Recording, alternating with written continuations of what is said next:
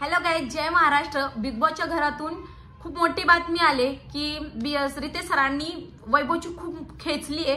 खरं अक्षरशः खूप त्याने गद्दारी केली। खरंच सगळ्यांना ते टास्क चालू असताना जे सगळी बाहेरची जनता महाराष्ट्रातील बघत होती, सगळ्यांना खरंच खूप राग येत होता अक्षरशः वैभवचा, की वैभव एवढा गद्दारीपणे खेळत होता। म्हणजे टीमशी अजिबात टीम बरोबर खेळत नव्हता। टीम ए ला सपोर्ट करत होता, जे की कॅप्टन्सी टास्क होता, ह्याला पण चान्स होता। बीचा ग्रुप एवढा काय असा म्हणजे हे नव्हता की ह्याला कॅप्टन्सी नाही बनवू देणार, ह्याला पण चान्स घ्यायचा होता, ह्याला पण सपोर्ट करायचा होता, बीला त्यासोबत प्रामाणिक खेळायचं होतं। आणि ह्याने खेळताना बघून सुद्धा सगळ्यांनी ह्याला कॅप्टन्सी टास्क मध्ये उतरवलं असतं। आणि एवढा गद्दारी खेळला। आणि खरंच रितेश सरांना थँक्यू की त्याने एवढी मोठी खेचली त्याची।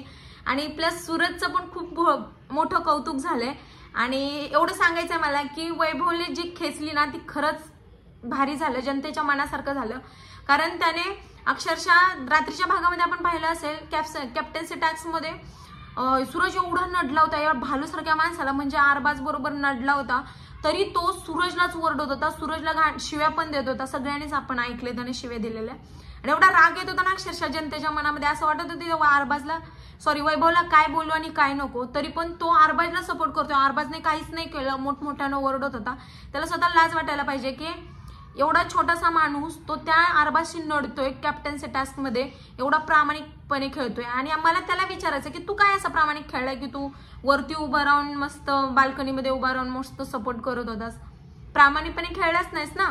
रितेश सरांचं खरंच थँक्यू। कोण चुकीचं आहे कोण चुकीचं नाही हे सगळं बघतायत। आणि खरंच डीपी दादाला आणि मी एवढं सांगेन, डीपी दादाला आणि सूरजला खरंच वोट करा आणि सपोर्ट करा।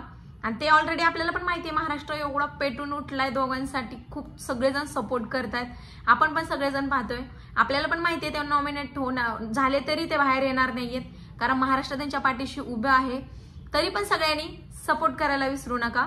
तोपर्यंत जय महाराष्ट्र।